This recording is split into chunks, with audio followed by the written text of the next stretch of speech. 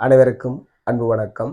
உயர்தர வர்த்தக துறையில் கணக்கீட்டு பாடத்தை தெரிவு செய்து இருக்கின்ற மாணவர்களுக்கான வீடியோ தொடர். அந்த அடிப்படையில் இன்று வங்கி கணக்கிணக்கு கூட்டுத்துறவாக பார்க்க இருக்கின்றோம். இந்த அடிப்படை வினாவுக்கு செல்வோம். சாயிர் கம்பெனியின் 2024 ஆண்டு ஜனவரி மாதத்துக்குரிய பின்வரும் தகவல்கள் உமக்கு தரப்படுகின்றது. அந்த தரப்பட்ட தகவல்களை கொண்டு 2 வினாக்கள் வினாவப்பட்டிருக்கிறது. அங்கு வினாவப்பட்ட வினாக்கள் நிதிநிலைமை கூட்டில் காட்டப்பட வேண்டிய காசு மீதியினை தெரிவு செய்க. அடுத்தது அந்த ஜனவரி மாதத்துல வைப்பிலிட்டு சமர்ப்பிக்கப்படாத காசோலைகள், அதே போன்று தேறாத காசோலைகள் போன்ற விடயங்கள் கேட்கப்பட்டிருக்கிறது. அந்த அடிப்படையில் முதலாவதாக நிதி நிலைமை கூட்டில் காட்டப்பட வேண்டிய காசு கட்டுப்பாட்டு கணக்கு மீதி. ஆகவே நிதி நிலைமை கூட்டில் காட்டப்பட வேண்டிய காசு கட்டுப்பாட்டு கணக்கு மீதி என்று சொன்ன பிள்ளைகள் சீராக்கிய காசு கட்டுப்பாட்டு கணக்கு மீதி. அந்த அடிப்படையில் தரப்பட்ட தகவல் ஜனவரி 1 காசு கட்டுப்பாட்டு கணக்கு மீதியாக, ஜனவரி 1 காசு கட்டுப்பாட்டு கணக்கு மீதியாக நிறுவனத்திடம் காணப்படுகிறது 80,000 ரூபாய்.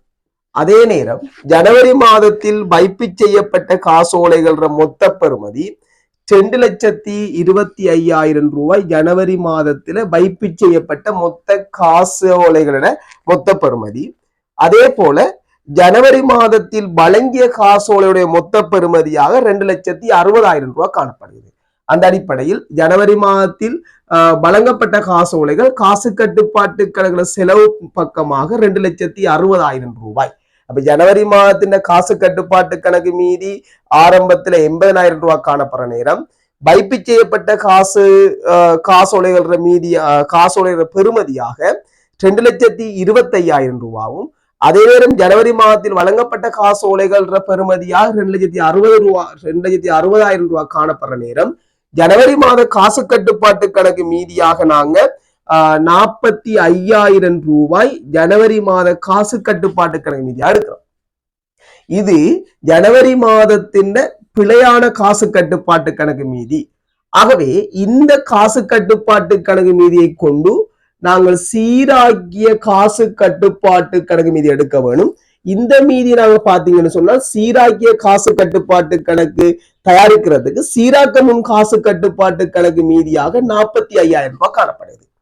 ஆகவே சீராக்கிய காசு கட்டுப்பாட்டு கணக்கில் எவ்வாறான விடயங்களை கொண்டு செல்ல வேண்டுமாக இருந்தால், நிறுவனம் விட்ட காசு கட்டுப்பாட்டு கணக்கில் பதிவு செய்யப்படாமல் அல்லது பதிவு செய்யப்பட்டு விட்ட தவறுகளையும், அதே நேரம் வங்கி கூட்டுல பதிவு செய்யப்பட்ட விடுபாடுகளையும் நாங்கள் சீராக்கிய காசு கட்டுப்பாட்டு கணக்கு சீர் செய்கின்ற போது சீராக்கிய காசு கட்டுப்பாட்டு கணக்கு மீதியினை பெற்றுக்கொள்ளக்கூடியதாக இருக்கும். அந்த அடிப்படையில் ஜனவரி மாதத்துல காசு கணக்கில் பதியப்படாத கடன் வட்டி, அதாவது வங்கி கூட்டுல பதிவு செய்யப்பட்ட கடன் வட்டியாக 10,000 ரூபாவும், கடன் பட்டர் ஒருவரால் நேரடியாக வைப்பு செய்யப்பட்ட 25,000 ரூபாவும் காணப்படுகிறது.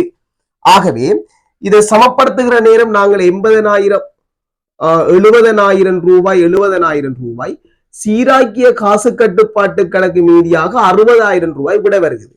அப்ப முதலாவது கேள்வி, சீராக்கிய காசு கட்டுப்பாட்டு கணக்கு மீதி பிழையான ஜனவரி மாத ஆரம்ப மீதியை கொண்டு நாங்க ஜனவரி மாத இறுதியில சீராக்கிய காசு கட்டுப்பாட்டு கணக்கு மீதியை பெற்றுக்கொள்றோம். தொடர்ச்சியாக 2வது கேள்வியாக கேட்கப்படுகிறது மாற்றப்படாத காசோலைகள், அதே நேரம் வசூலிக்கப்படாத காசோலைகள். ஜனவரி மாதத்தில் மாற்றப்படாத காசோலைகள், அதே போல ஜனவரி மாதத்தில் வசூலிக்கப்படாத காசோலைகள். நாங்க ஜனவரி மாதத்தில் மொத்தமாக வைப்பு செய்யப்பட்ட காசோலைகள் 2,60,000. இந்த 2,60,000 ரூபாய் காசோலையில பாத்தீங்கன்னு சொன்னால் 2,10,000 ரூபாய் பெறுமதியான காசோலைகள் வங்கி கூட்டுல மாற்றப்பட்டிருக்கு. வங்கி கூட்டுல 2,10,000 ரூபாய் பெறுமதியான காசோலைகள், நாங்க வழங்கப்பட்ட காசோலைகள் 2,60,000 2,10,000 ரூபாய் பெறுமதியான காசோலை மாற்றப்பட்டிருக்குமாக இருந்தால் ஜனவரி மாதத்தில் மாற்றப்படாத காசோலைகள் 50,000 ரூபாய். அதே போன்று ஜனவரி மாதத்தில் நாங்கள் வைப்பிலிட்ட காசோலைகள் 2,25,000 ரூபாய் காசோலைகள்.